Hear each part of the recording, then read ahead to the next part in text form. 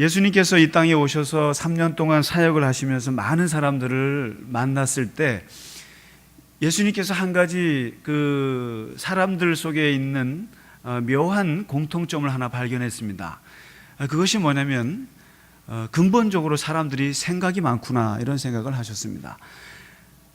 사실상 예수님은 33세의 짧은 일기를 사시고 가셨습니다만, 거기에는 뭐 건강의 이유가 아니라 예수님의 가치관 때문에 결국 그렇게 빨리 돌아가신 건데, 예수님의 그 하나님 나라에 대한 가치관은 당신의 삶을 짧게 하기도 했지만 사실 예수님의 삶의 스타일은 굉장히 단순하셨다라는 겁니다.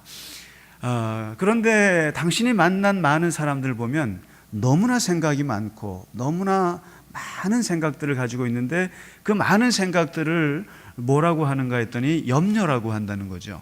그것을 발견하시고 오늘 마태복음 5장, 6장, 7장 그야말로 마태복음의 꽃이라고 할 수 있고 복음서의 꽃이라고 할 수 있고 예수님의 가르침의 꽃이 바로 이 산상수훈인데, 그 진중한 가르침을 진행하시다가 하필 이 6장 끝부분에 와서 인간의 가장 그 깊은 마음속에 있는 심리를 하나 끄집어낸 것인데, 그것이 바로 이 염려에 대한 부분이었습니다. 너무나 생각이 많고 너무나 걱정이 많고 너무나 염려가 많은, 그래서 예수님께 많은 사람들이 쫓아왔기도 했겠죠. 그러면서 그 사람들에게 오늘 하시는 명연설 중에 명연설입니다. 어떤 사람이 이런 말을 했습니다. 세상에 존재하는 동물 중에 위장에 구멍이 나도록 염려하는 동물은 사람밖에 없다고. 그 사람은 이상하게도 배우지도 않고도 노력하지도 않아도 날마다 염려하는 일에 아주 익숙하다고 얘기를 합니다. 그러나 문득 염려 없는 날이 오면 염려하는 자신을 바라보면서 또 염려하기도 하고, 실제로 염려거리가 있어서 염려이기도 하지만 염려거리가 없으면 또 없어서 걱정입니다. 왜냐하면 또 염려거리가 다음에 나타날까 봐 염려이죠. 이른 아침에 눈을 뜨면서 제일 먼저 떠오르는 일이 사실상 하나님보다는 염려예요. 맞아요. 그리고 하루를 접기까지 가장 많이 하는 일이 염려예요. 저도 생각해 보니까 그런 것 같아요. 그리고 세상에서 염려함으로써 우리가 얻을 수 있는 것이 딱 한 가지가 있다는 거예요. 그게 바로 두통이라는 겁니다. 그러니까 사실상 두통 외에는 별로 얻을 게 없는 걸 잘 아는 게 염려예요. 그런데도 항상 우리는 아침을 열 때 염려로 아침을 열고 또 아주 지독한 염려로 하루를 다 쓰는다는 거죠. 맞지만 그것을 예수님이 오늘 보신 겁니다. 그런데 그때나 지금이나 사람들은 이 염려에서 벗어날 수가 없는 거고, 오늘날은 더 심하죠. 그래서 사실은 예수님 당시에는 없었습니다만 오늘날의 이 염려, 사람들의 염려가 모든 사람들의 보편적인 심리라는 것을 알고 이것을 비즈니스로 한 것이 바로 보험 사업 아니겠습니까? 보험이죠, 보험. 그래서 당신은 언제 불에 타 죽을지 몰라. 화재 보험 들어야 돼. 당신 겨울 길 가다가 언제 사고 날지 몰라. 화재 보험 들어야죠. 여러분 보험 몇 개 갖고 계십니까? 아무튼 이 염려라고 하는 것이 이 예수님의 눈에는 심각하다고 생각이 들었던 겁니다. 그래서 사실 염려라고 하는 것은 강박을 낳게 되고 불안을 낳게 되고 절망에 이르게 되고 결국에는 우리를 죽음에 이르게 하는 모든 단초가 다 사실 이게 염려인 거죠. 근데 그 당시나 지금이나 예수님 말씀하신 그 염려의 출발이 그렇게 복잡하지 않다는 거예요. 뭘 먹을까? 뭘 마셔야 할까? 뭘 입어야 할까? 어떤 집을 사야 할까? 어떤 대학을 가야 할까? 복잡한 거예요.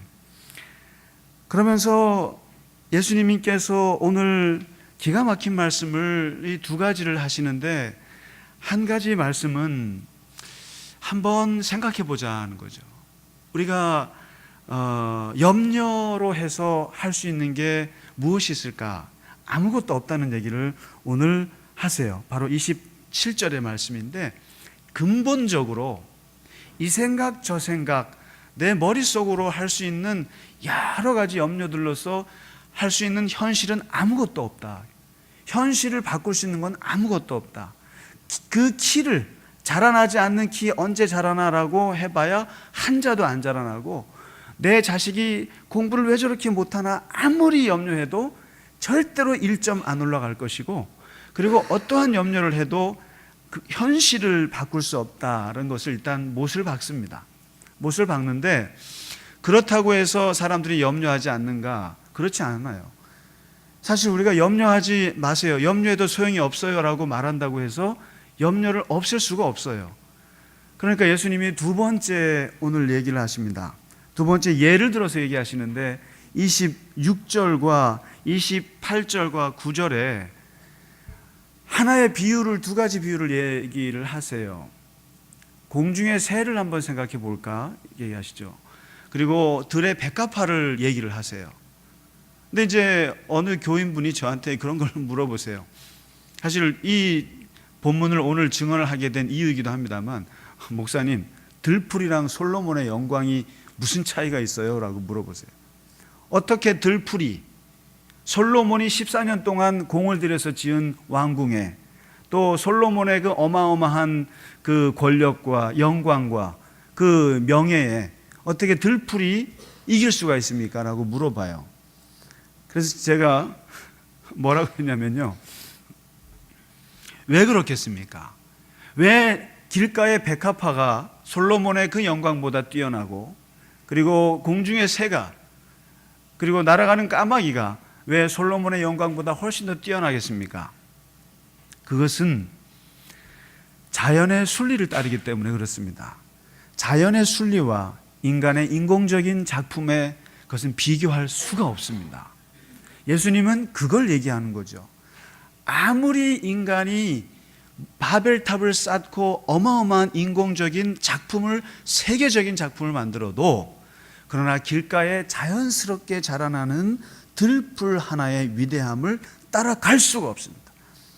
아무리 알파고가, AI가 인간의 지능을 뛰어넘고 로봇이 세상을 지배한다 할지라도, 그러나 하나님께서 남녀간의 사랑으로 낳은 이 인간의 아름다움을 따라올 수가 없습니다.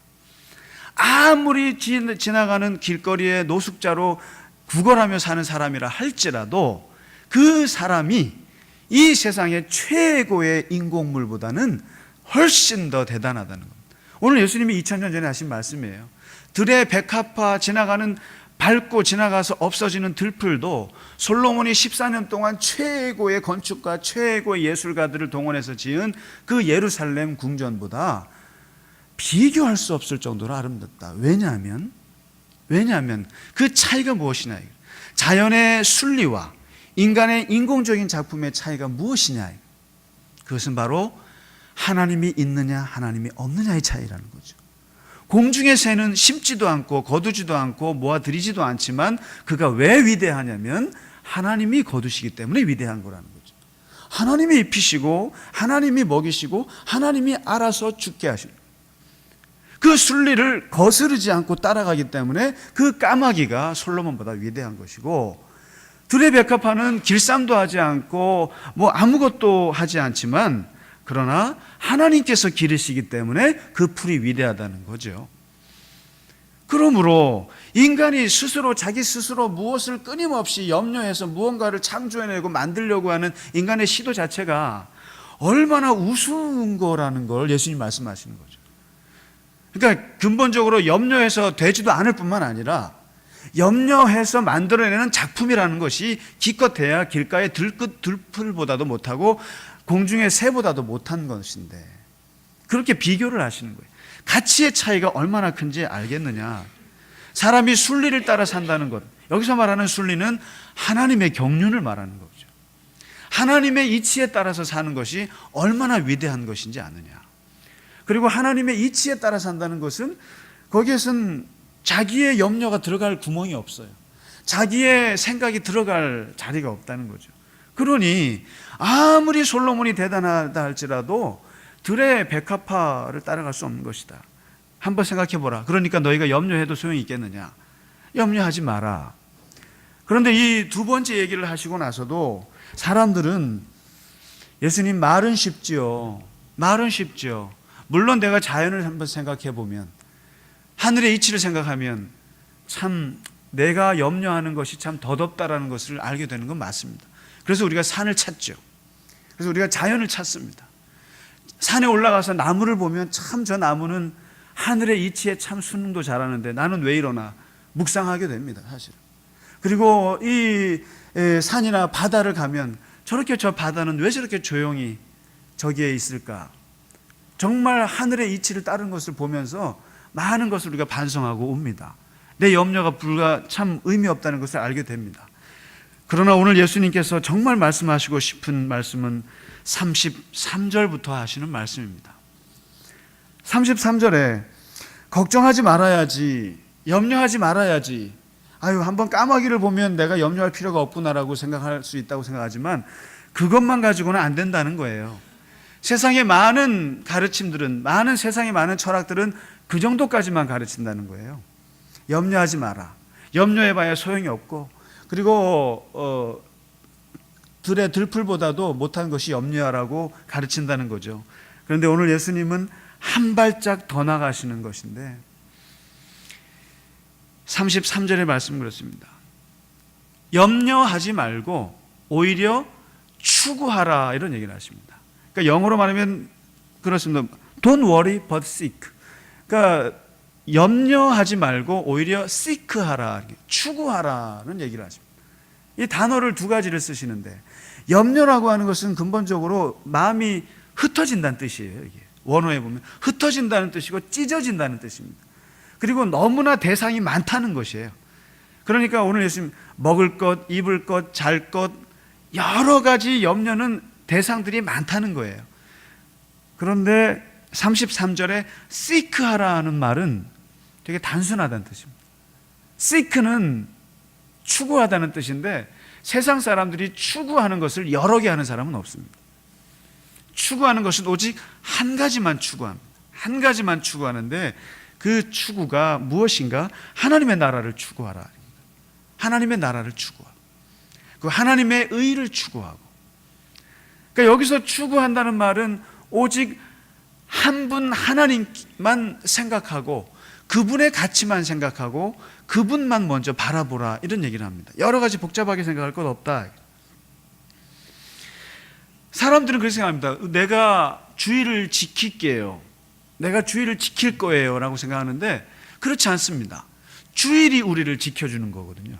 이 말씀에 따르면 우리가 안식일을 지킨다라고 생각하지만 우리가 안식일을 지킴으로써 안식일이 나를 지켜주는 것입니다. 내가 예배를 드린다 생각하지만 사실 예배가 나를 지켜줍니다. 그거 아세요? 예배가 나를 지켜주는 겁니다. 내가 11조를 드린다? 그렇지 않습니다. 11조가 나를 지켜주는 겁니다. 내가 주님께 봉사한다? 아닙니다. 봉사함으로써 봉사가 나를 지켜주는 것이죠. 바로 오늘 33절의 말씀은 그런즉 너희가 하나님의 나라와 하나님의 의를 추구하면 그 하나님께서 너를 지켜주실 것이라. 하나님께서. 그러니까 우리가 하나님을 추구하면 하나님은 너를 지켜주신다. 이 말을 더 구체적으로 말하면 34절에 나옵니다. 34절에 내일 일을 위하여 염려하지 마라. 내일 일을 위하여 염려하지 마라.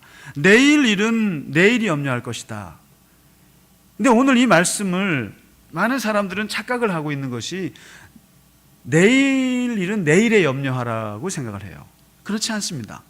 분명히 오늘 본문의 말씀은 내일 일은 내일이 염려한다고 했습니다. 믿어지지 않으시면 굳이 영어로 말씀드리면 Tomorrow will worry about its own things, 이렇게 얘기를 합니다. 다시 말해서 주어가 내일이에요. 내일이 염려한다고요. 예수님의 이 말씀은 장난삼아 하신 말씀이 아니라 내일이라는 것은 시간이에요. 시간은 하나님의 거예요. 그래서 우리가 성경에 보면 여러분 아마 주식 투자하시는 분이나 또는 금융업에 계신 분들은 기분 나빠하실지 모르겠습니다만은 성경에 보면은 이자를 받지 말라고 합니다. 이자를 받지 말라.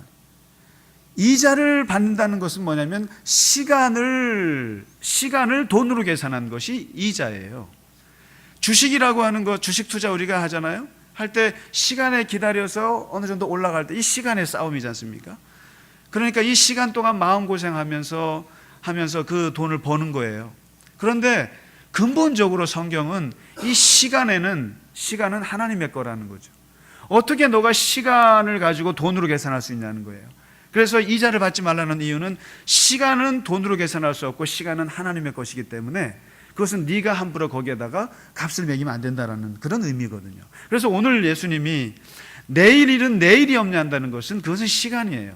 내일이라고 하는 시간이 하나님의 것이기 때문에 너가 그 내일을 함부로 염려하고 거기에 끼어들 자격이 없다는 거죠. 이 말씀은 염려라고 하는 것 자체가 우리의 것이 아니라는 거예요.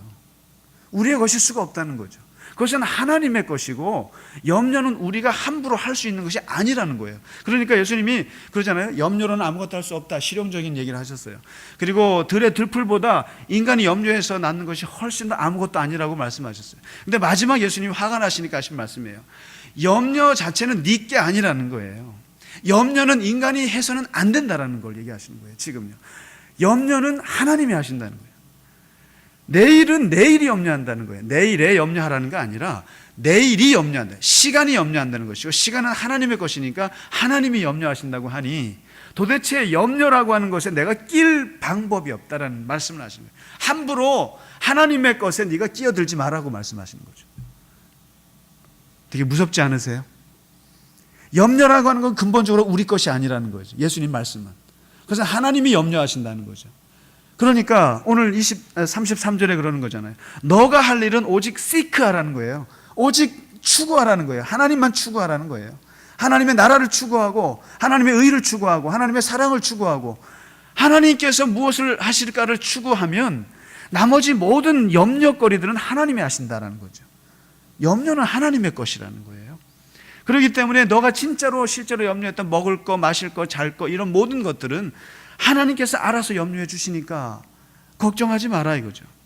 그래서 우리가 할 수 있는 것은 결국 두 가지밖에 없다는 결론에 달합니다. 왜냐하면 하나님을 향해서 이 말씀을 듣고 우리가 하나님을 향해서 할 수 있는 것은 하나님 몰라요. 저는 이걸 제일 좋아합니다. 정말 어려울 때 걱정 많을 때 제가 하고 늘 하는 말은 하나님 아무것도 모르겠어요. 몰라요. 알아서 하세요. 정말 모르겠어요. 몰라요. 내일 일은 난 몰라요. 복음성가가 있습니다만은 정말 우리가 기도할 때 자주 해야 될 기도 중에 하나가 몰라요예요. 몰라요. 하나님 몰라요. 하나님 알아서 하십시오. 정말 모르겠습니다. 모르겠습니다. 한치 앞을 정말 모르겠습니다. 그러니 하나님이 염려해 주시고 하나님이 알아서 하시고 정말 모르겠습니다. 그리고 나 자신을 향해서 꼭 하고 싶은 말이 저는 늘 그렇습니다. 나에게 해야 될 말 중에 하나는 괜찮아, 괜찮아, 괜찮아. 정말 우리의 신앙에서 정말 중요한 것은 자기 자신을 다독거리는 거거든요. 자기 자신을 위로하는 것처럼 중요한 것이 없습니다. 괜찮아. 비록 네가 엄청나게 부족하고 연약하고 정말 실수를 많이 해도 괜찮아, 괜찮아. 남들이 나에게 뭐라고 하더라도 너는 너를 비난하면 안 돼. 너는 너를 욕하면 안 돼, 절대로. 너는 괜찮아, 괜찮은 사람이야. 이 두 가지, 오늘 예수님의 말씀, 염려는 하나님의 것이니까 너는 그냥 몰라요. 하나님을 향해서. 그리고 너를 향해서는 괜찮아. 하나님이 하실 거야. 오늘 우리에게 주신 이 33절과 34절 말씀, 염려는 하나님의 것이고 오직 너희는 먼저 그의 나라와 의를 구하라. 그리하면 이 모든 것을 너희에게 더하시리라. 하나님이 염려해 주실 것이고 하나님께서 모든 것을 바르게 우리에게 모든 것을 온전하게 인도해 주시리라 믿습니다. 염려하지 마시고 오직 주님 안에서 승리하시기 바랍니다.